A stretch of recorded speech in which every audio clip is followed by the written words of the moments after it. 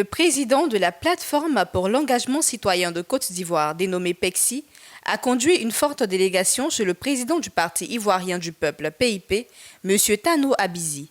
Les échanges ont porté sur la réconciliation nationale, puis les détournements de deniers publics. Ensuite, la volonté pour la PECSI d'encourager les différents partis de l'opposition à s'unir et parler d'une seule voix. Et enfin, la volonté de la PECSI de former une grande coalition de la société civile ivoirienne. Écoutons le président de la plateforme pour l'engagement citoyen de Côte d'Ivoire, PECSI, M. Ebrin Yao, et le président du Parti ivoirien du peuple, PIP, M. Tano Abizi. Nous avons décidé cet après-midi d'échanger avec le Parti ivoirien du peuple. Nous avons eu beaucoup de points de convergence en ce qui concerne la réconciliation nationale. Il est important que le gouvernement donne une chance à la réconciliation nationale en acceptant de s'asseoir autour de la même table avec tous les partis de l'opposition ivoirienne, y compris la société civile significative. Aussi, l'occasion nous a été donnée d'échanger sur la situation économique de notre pays avec les derniers développements de la situation concernant les détournements de deniers publics.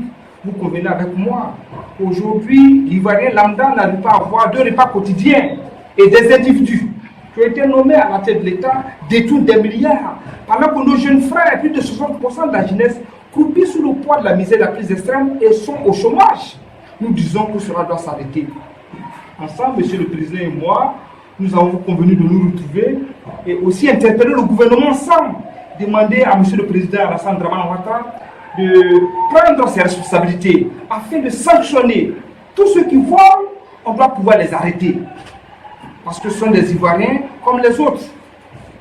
Vrai, ils sont militants du RDP unifié, mais ils gèrent les biens du contribuable ivoirien. C'est de ça qu'il s'agit. Nous avons eu aussi à échanger sur ce qui se passe ici à Koumassi. Les jours qui sont passés, vous avez vu sur les réseaux sociaux que des maisons ont été rasées. Et pour nous, ce n'est pas normal. Nous sommes dans une situation difficile. Et il y a la saison pluvieuse, en plus de cela, c'est la rentrée scolaire des enfants. On vient, on casse les maisons, sans les prévenir. Cela n'est pas juste, ce n'est pas bon. Il y a, la cherté de la vie, nos populations n'arrivent pas à s'en sortir, et on vient, on casse les maisons, là où ils dorment, pendant que nous savons très bien que la situation économique n'est pas du tout bonne pour le pays.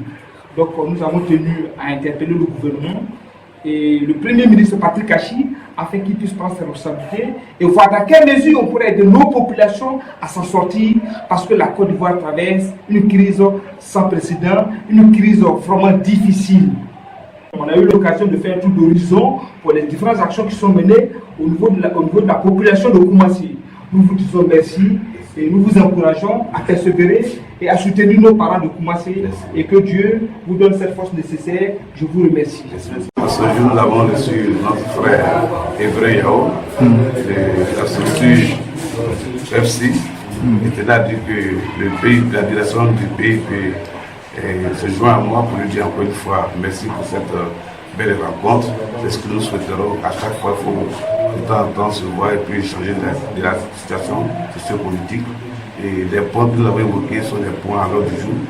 Ça nous va droit au cœur.